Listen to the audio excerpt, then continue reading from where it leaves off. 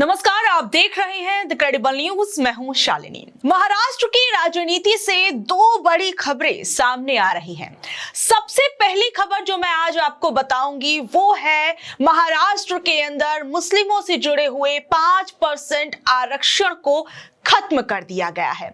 वहीं दूसरी बड़ी खबर महाराष्ट्र के गलियारों से जो आ रही है वो है अजीत पवार के बेटे पार्थ पवार से जुड़ी हुई। तो देखिए, इन दोनों ही खबरों पर मैं बड़ी विस्तार से आपको बहुत सी अहम चीजें बताने वाली हूं। तो अगर आप इस वीडियो को देखना शुरू कर चुके हैं तो सबसे पहले मैं आपको बताती हूं महाराष्ट्र के अंदर मुस्लिमों के आरक्षण को लेकर अब बवाल क्यों मचा हुआ है। सबसे पहले आप ये समझिए कि जो ये रिजर्वेशन था कब और क्यों शुरू हुआ था। देखिए, साल 2014 में चुनाव से ठीक पहले उस समय की कांग्रेस और एनसीपी सरकार ने एक अध्यादेश निकाला था, एक ऑर्डिनेंस निकाला था। इसमें मुस्लिम समुदाय को शिक्षा और सरकारी नौकरियों में 5% आरक्षण देने की बात कही गई थी। यह फैसला सच्चर कमेटी और महमूदुर रहमान कमेटी की रिपोर्ट्स के आधार पर लिया गया था, जिसमें कहा गया कि मुस्लिम समुदाय का एक बड़ा हिस्सा जो है वो पिछड़ा हुआ है, ऐसे में उन्हें आरक्षण देना चाहिए। और फिर कोर्ट ने क्या कहा, जब ये मामला बॉम्बे हाई कोर्ट पहुंचा तो कोर्ट ने एक बीच का रास्ता निकाला। कोर्ट ने कहा कि पढ़ाई के लिए 5% आरक्षण सही है मुस्लिमों के लिए, क्योंकि डेटा जो है वो इसके पक्ष में था। कोर्ट ने सरकारी नौकरियों में आरक्षण पर उस समय रोक लगा दी थी, क्योंकि सरकार इसके लिए जो पर्याप्त सबूत थे वो नहीं दे पाई थी, या कहें कि जो पर्याप्त डेटा था वो कोर्ट को नहीं दिखा पाई थी। कानूनन एक नियम है कि कोई भी अध्यादेश तभी कानून बनता है जब उसे 6 महीने के अंदर विधानसभा में पास कराया जाए। लेकिन 2014 में क्या हुआ कि सरकार बदल गई, नई बीजेपी और शिवसेना वाली सरकार आ गई और ये अध्यादेश विधानसभा में कभी पेश ही नहीं हुआ। इसलिए टेक्निकल रूप से 10 साल पहले ही ये वैसे खत्म हो चुका है, लेकिन सरकारी रिकॉर्ड्स में 2014 का वो पुराना आदेश अभी भी दर्ज था। मंगलवार को जारी नए जीआर के जरिए सरकार ने उस 10 साल पुराने कागजी आदेश को आधिकारिक तौर पर रद्द कर दिया।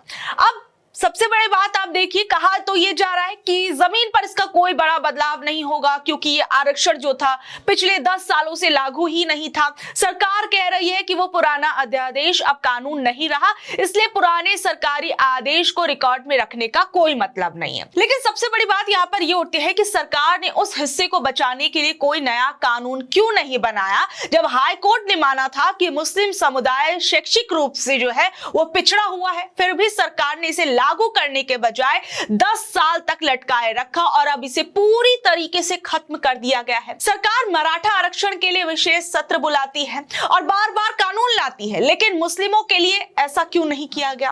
और अब ये दोहरा मापदंड क्यों नजर आ रहा है बीजेपी का और बीजेपी की जो गठबंधन वाली सरकार है महाराष्ट्र के अंदर?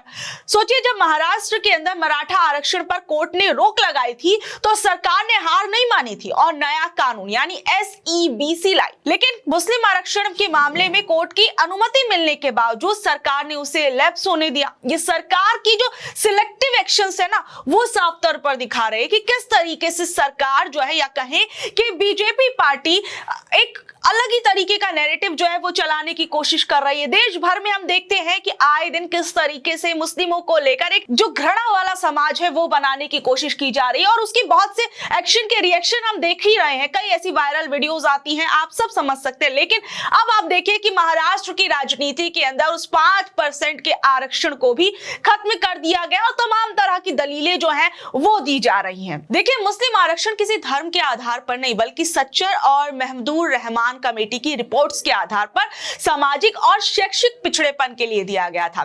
क्या सरकार इन एक्सपर्ट्स कमेटियों की रिसर्च को अब नकार रही है? क्या सरकार नहीं चाहती कि मुस्लिम समुदाय का गरीब तबका जो है वो मुख्यधारा की शिक्षा से जुड़े? ये सामाजिक न्याय की हत्या है क्या? और सबसे बड़ी बात आप देखिए, इस फैसले पर AIMIM के सांसद इम्तियाज जलील ने कड़ी प्रतिक्रिया दी। उन्होंने कहा कि सरकार ने रमजान का तोहफा देते हुए मुसलमानों का 5% का शैक्षणिक आरक्षण आरक्षण जो था वो खत्म कर दिया है। हाई कोर्ट ने माना था कि मुसलमानों में शिक्षा छोड़ने की दर सबसे ज्यादा है, फिर भी हम अपने लड़के और लड़कियों से कहेंगे पढ़ाई करना ना छोड़े, बढ़ेगा इंडिया तो बढ़ेगा इंडिया। वहीं आप देखिए कि जहां एक तरफ महाराष्ट्र सरकार पर इस आरक्षण को लेकर तमाम तरह की बातें हो रही हैं, विवाद हो रहा है, कई जो विपक्ष के लोग हैं उनके बयान जो है वो सामने आ रहे हैं, लेकिन वहीं दूसरी ओर महाराष्ट्र की राजनीति के अंदर एक और बड़ी खबर निकलकर सामने आ रही है। अजीत पवार के बेटे को जमीन सौदे में क्लीन चिट मिल गई है। यह मामला 1800 करोड़ रुपए का है और आरोप लगा था कि पुणे के एक पॉश इलाके में करीबन 1800 करोड़ रुपए की जमीन जो थी वो महज 300 करोड़ रुपए में खरीदी गई और इस जमीन सौदे में अजीत पवार के बेटे का नाम भी आया था। अधिकारी विकास शंकर खरागे के नेतृत्व में जांच कमेटी बनाई गई और इस पैनल ने 1000 पन्नों की अपनी जांच रिपोर्ट सौंपी है और इसमें पार्थ पवार को क्लीन चिट दे दी गई है, जबकि जमीन सौदे की पूरी प्रोसेस में लापरवाही के लिए 2 सरकारी अधिकारियों के खिलाफ एक्शन लेने की सिफारिश की गई है। अब आप समझ सकते हैं कि महाराष्ट्र की राजनीति के अंदर क्या कुछ हो रहा है और सबसे बड़ी बात, आप इस पुणे लैंड डील जो है इस विवाद को और गहराई से समझने के लिए इसके टेक्निकल खेल को समझिए और पर्दे के पीछे की कहानी को भी समझिए कि आखिर कैसे 1800 करोड़ रुपए की जमीन 300 करोड़ रुपए की हो गई। महार वतन जमीन का कानूनी पेश समझिए। ये जमीन साधारण जमीन नहीं होती है, इसे महार वतन जमीन कहा जाता है। ब्रिटिश काल और उसके बाद के समाज के कुछ वर्गों को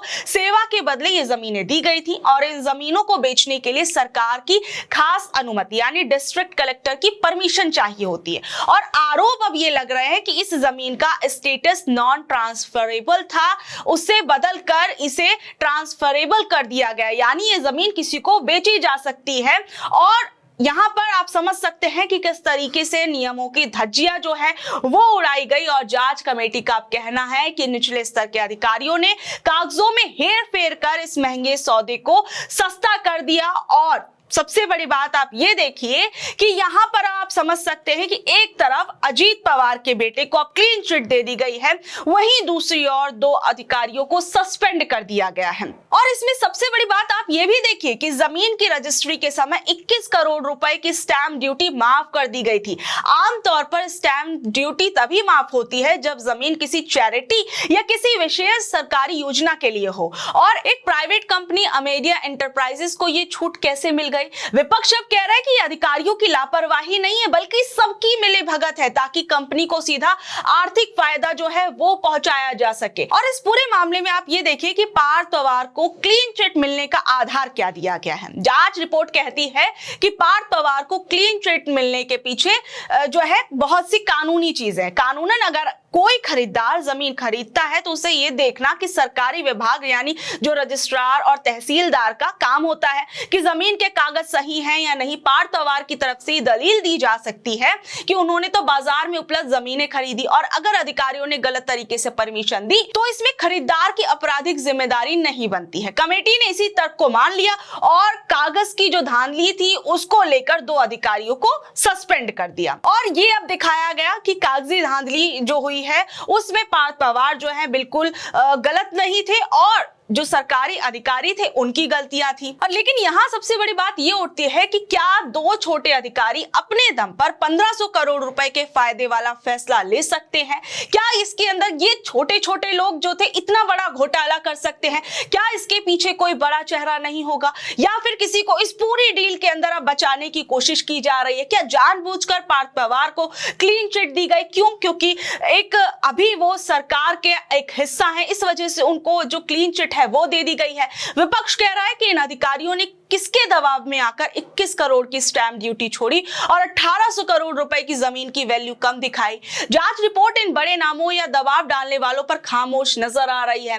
वहीं अब ये जो देवेंद्र फडणवीस है उनके पास अब ये रिपोर्ट पहुंची है। अगर वो इसे एक्सेप्ट कर लेते हो तो उन पर सहयोगी दल के नेता के बेटे को बचाने का आरोप लगेगा और अगर वो दोबारा जांच के आदेश देते हैं तो गठबंधन में दरार आ सकती है। और यही सब कुछ चल रहा है महाराष्ट्र की राजनीति में। और अब आगे क्या हो सकता है वो भी आप समझ लीजिए कि अगर सरकार इस रिपोर्ट को एक्सेप्ट कर लेती है तो कोई सामाजिक कार्यकर्ता या विपक्षी दल इस क्लीन चिट को हाई कोर्ट में चुनौती दे सकता है सरकार जमीन की कीमत का दोबारा आकलन कर सकती है और कंपनी से बचा हुआ पैसा या स्टैंप ड्यूटी वसूलने का आदेश दे सकती है। देखिए, सबसे बड़ी बात, आप इस पूरे मामले को इस तरीके से भी समझ सकते हैं कि एक तरफ हम देख रहे हैं कि पुणे लैंड घोटाले के अंदर पार्थ पवार को क्लीन चिट मिल जाती है, वहीं दूसरी तरफ हम देखते हैं कि सरकार जो बड़ी खामोशी के साथ 5% का जो आरक्षण मुस्लिमों को दिया गया था उसको खत्म कर देती है। तो यहां पर ही सवाल उठता है कि राज्य के अंदर क्या एक नया मुद्दा लाने के लिए, नया विवाद लाने के लिए और अपनी धार्मिक राजनीति करने के लिए,